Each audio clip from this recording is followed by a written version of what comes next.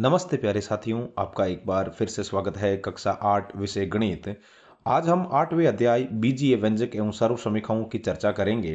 तो जैसा कि चैप्टर के नाम से स्पष्ट है, बीजीय व्यंजक। बीजीय व्यंजक साथियों चर व अचर राशियों को मिला करके बनाए जाते हैं, जिसमें अचर राशियां अपनी गिनती हो गई, वास्तविक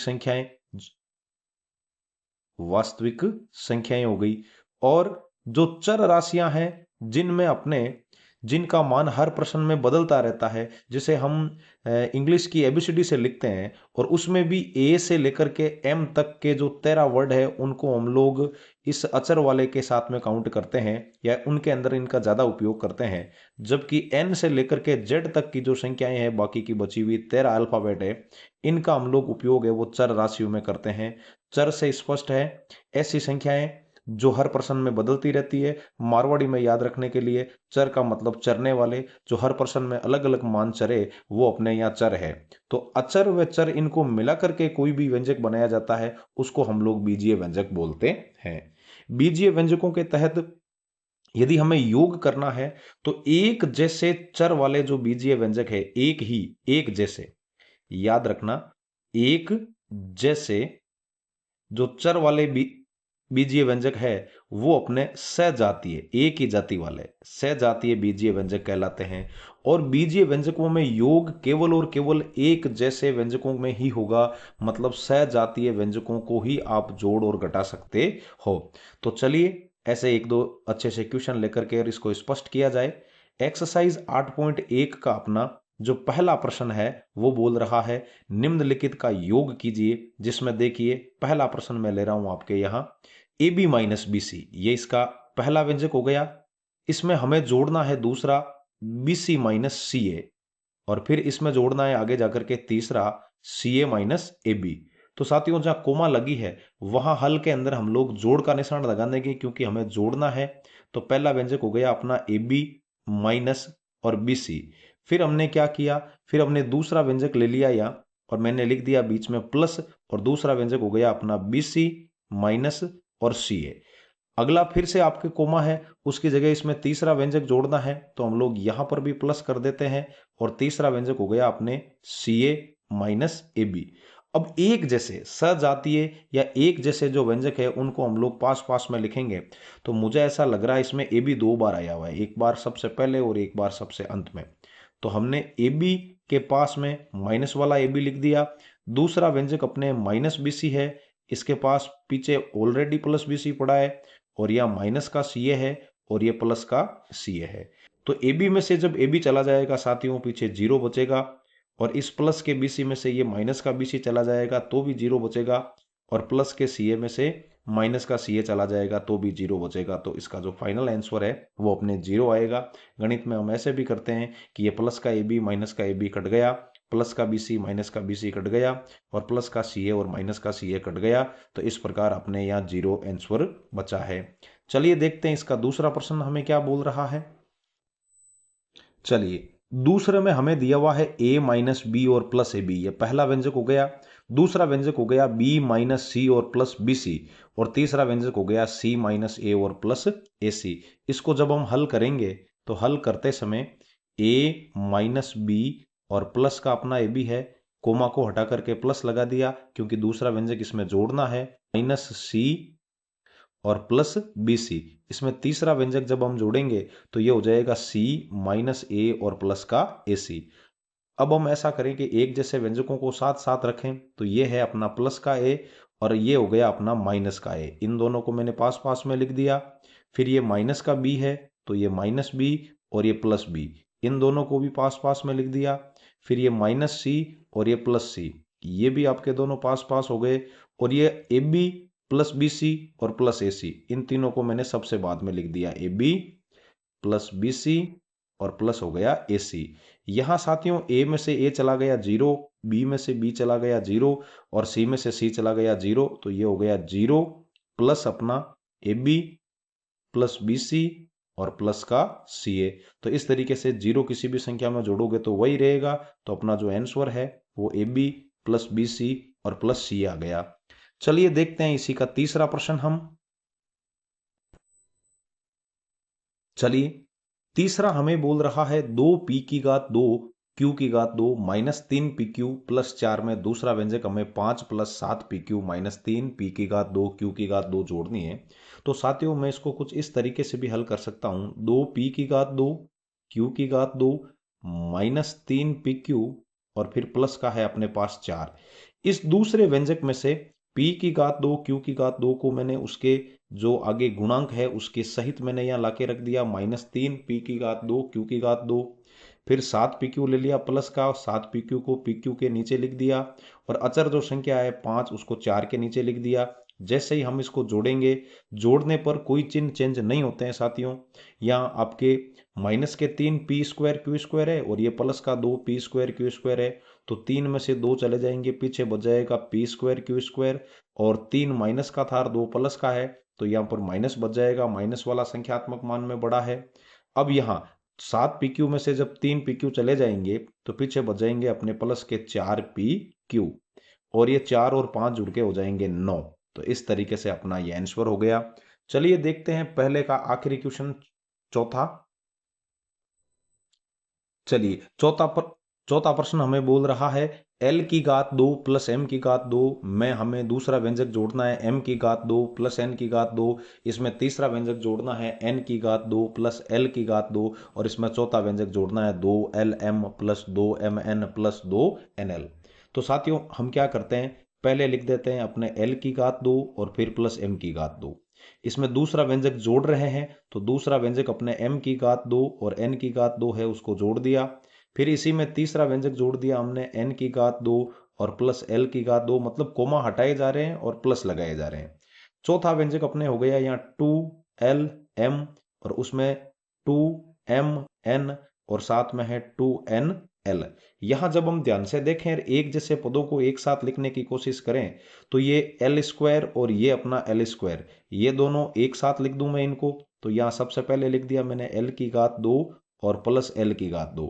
फिर m की घात 2 को m की घात 2 के साथ लिख दूं मैं, दोनों पास पास में ही हैं, लिखे हुए हैं, क्या लिखे इनको तो m की घात 2 प्लस m की घात 2।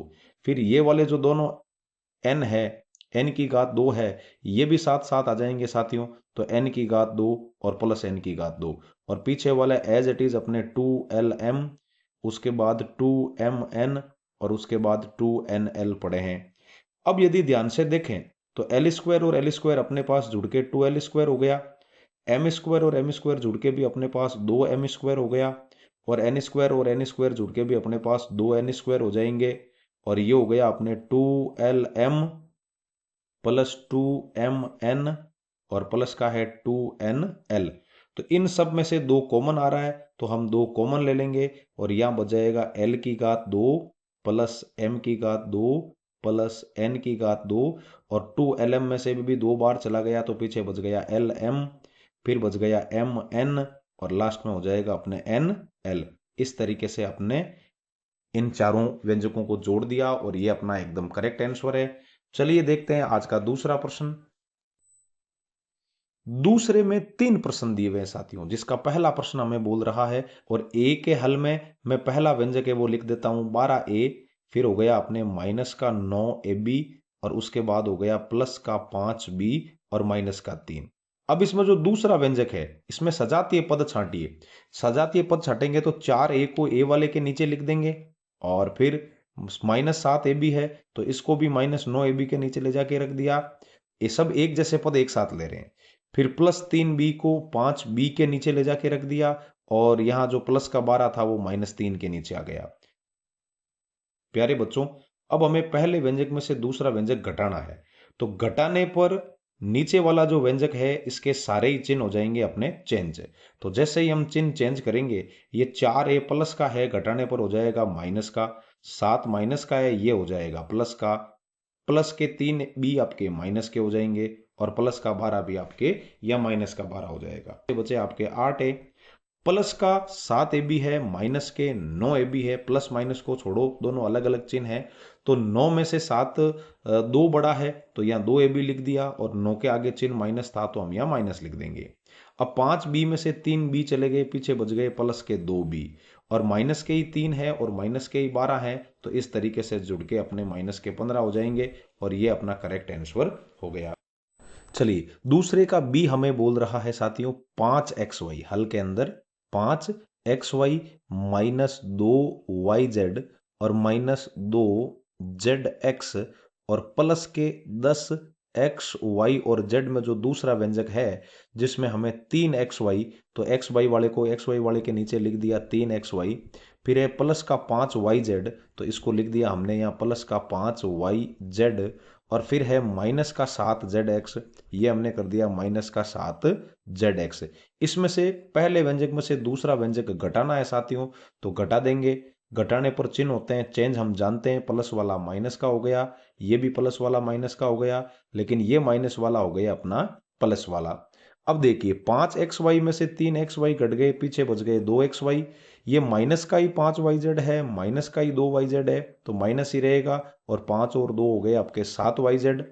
प्लस के 7zx में से माइनस का 2zx चला गया, तो पीछे बच गया साथियों प्लस का 5zx, और पीछे अपने यहाँ 10x y और z है वो एज इट इज आ जाएंगे, तो घटाने के बाद ये अपना आंसर आया है। चलिए देखते हैं इसी दूसरे का तीसरा और एक्सरसाइज 8.1 का भी आखिरी प्रश्न क्या कह रहा है हमें। चलिए दूसरे का तीसरा और आज के इस सेशन का जो आखिरी प्रश्न है वो हमें बोल रहा है, काफी बड़ा है, भले ही हो अपने से तो बड़ा है नहीं, तो हल के अंदर देखिए हमें ऐसा दिया हुआ है कि 18 माइनस 3p और उसके बाद माइनस का 11q, उसके बाद हमें दिया हुआ है 5pq, 5pq, उसके बाद है माइनस का 2p की घात 2, और फिर लास्ट में है अपने यहाँ प्लस 5p की घात 2 और q। इसमें हमें जो दूसरा व्यंजक है वो घटाना है, जिसमें सबसे पहले है 4p की घात 2q, तो 4p की घात 2q को p की घात 2q के नीचे लिख दिया, और फिर आगे है माइनस 3pq, तो pq हमें क्या पता क्यों p, उसकी मर्जी तीर पीली, लेकिन इसको आपको pq को pq के नीचे ले जाके रखना है, तो ये माइनस का 3 और pq हो गया। आगे है अपने पास प्लस का 5pq की घात 2, तो ये हो गया अपना प्लस का 5p और q की घात 2। उसके बाद है माइनस 8p, ये हो गया अपने p वाले के नीचे 8 माइनस का 8p। उसके बाद प्लस का 7q, ये माइनस 11q के नीचे प्लस का 7q, और फिर माइनस का 10, ये हो गया अपने सबसे आगे माइनस का 10 अचर राशि। अब क्या करना है, पहले व्यंजक में से हमें दूसरा व्यंजक घटाना है, तो घटाने पर चिन्ह क्या हो जाते हैं साथियों, चेंज, तो घटाने पर यहाँ क्या लिखेंगे, घटाने पर, तो जैसे ही हम घटाएंगे घटाने पर चिन्ह होते हैं चेंज, तो माइनस वाला प्लस का, माइनस वाला प्लस का, प्लस वाला माइनस का, माइनस वाला प्लस का, प्लस वाला माइनस का, प्लस वाला माइनस का। तो इस तरीके से अपने यहाँ पीछे 18 भी प्लस के और 10 भी प्लस के, तो 18 और 10 28 हो गए साथियों। प्लस का तो है अपने पास यहाँ आपके 8p और माइनस का है 3p, तो 8 में से 3 चले गए, पीछे बचे 5p। ये माइनस का 7q और माइनस का 11q हो जाएंगे आपके माइनस के 18q, प्लस का 3pq और प्लस के ही 5pq जुड़ के हो जाएंगे प्लस के 8p और q, माइनस का 2p q की घात 2, और ये भी माइनस का 5p q की घात 2 जुड़ के हो जाएंगे अपने यहाँ माइनस का 7p और q की घात 2। अब सबसे लास्ट में हमारे पास यहाँ प्लस का 5p की घात 2 और q है, और यहाँ है अपना ये माइनस का 4p की घात 2 और q, तो 5 में से 4 चला गया, तो पीछे बच जाएंगे अपने यहाँ प्लस का p की घात 2 और q। इसको थोड़ा व्यवस्थित तरीके से लिखें तो p की सबसे ज्यादा घात को सबसे पहले लिख देवें, तो p की घात 2 और q, उसके बाद p की घात एक घात वाला, ये हो गया माइनस का 7 और p q की घात 2, और देखा जाए तो फिर कर देवें प्लस का 8p और q, और उसके बाद लिख देवें हम लोग प्लस का 5p, फिर हो जाएगा माइनस का 18q, थोड़ा व्यवस्थित कर देवें, और लास्ट में प्लस का 28। तो इस तरीके से ये अपना फाइनल आंसर है। उम्मीद है आपको ये समझ में आया होगा। फिर मिलते हैं अगले सेशन में, तब तक के लिए जय हिंद, राम राम साथी।